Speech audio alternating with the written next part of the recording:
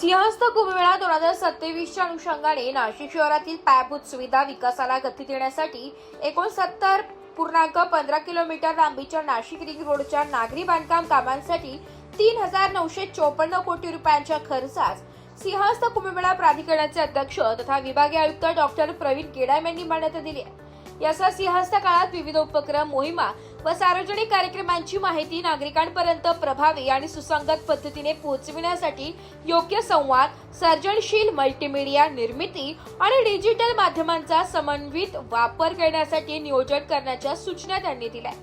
जिल्हाधिकारी कार्यालयातील मध्यवर्ती सभागृहात आयोजित आढावा बैठकीत ते बोलत होते।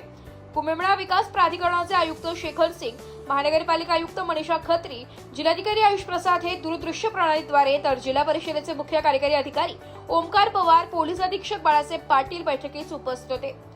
विभागीय आयुक्त श्री केडाम म्हणाले की या प्रकल्पासाठी जमीन संपादनास यापूर्वीच प्रशासकीय मान्यता देण्यात आलेली आहे। प्रस्तावित नाशिक रिंग रोडची एकूण लांबी 69.15 किलोमीटर असून DRDO जंक्शन पासून सुरू होऊन शहराला वळसा घालत पुन्हा त्याच महामार्गाला जोडली जाणार आहे। या 4 ते 6 पदरी भागात 5 मोठे पूल, 2 रेल्वे उड्डाण पूल, 8 वाहन अंडरपास तसेच सेवा रस्त्याचा समावेश आहे।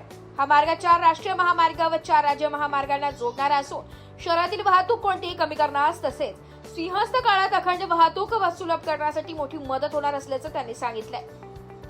बैठकीस महानगरपालिकेचे व्यतिरिक्त आयुक्त प्रदीप चौधरी, पोलीस उपायुक्त किरणकुमार चव्हाण, त्र्यंबकेश्वर नगर परिषदेचे मुख्य कार्यकारी अधिकारी राहुल पाटील, दूरदृश्य प्रणालीद्वारे उपवन संरक्षक पूर्वा सिद्धेश सावर्डेकर, सार्वजनिक बांधकाम विभागाचे अधीक्षक अभियंता अरुंधती शर्मा, जलसंपदा विभागाचे अधीक्षक अभियंता राजेश गोवर्धने, नियोजन विभागाचे सहसंचालक बाबूराव पाटील, योगेंद्र चौधरी, जलसंपदा विभागाचे कार्यकारी अभियंता सोनल शहाणे, पालखेड पाटबंधारे विभागाचे कार्यकारी अभियंता वैभव भागवत, कार्यकारी अभियंता नवनाथ सोनवणे, राहुल पाटील यांच्यासह विविध विभागांचे अधिकारी उपस्थित होते।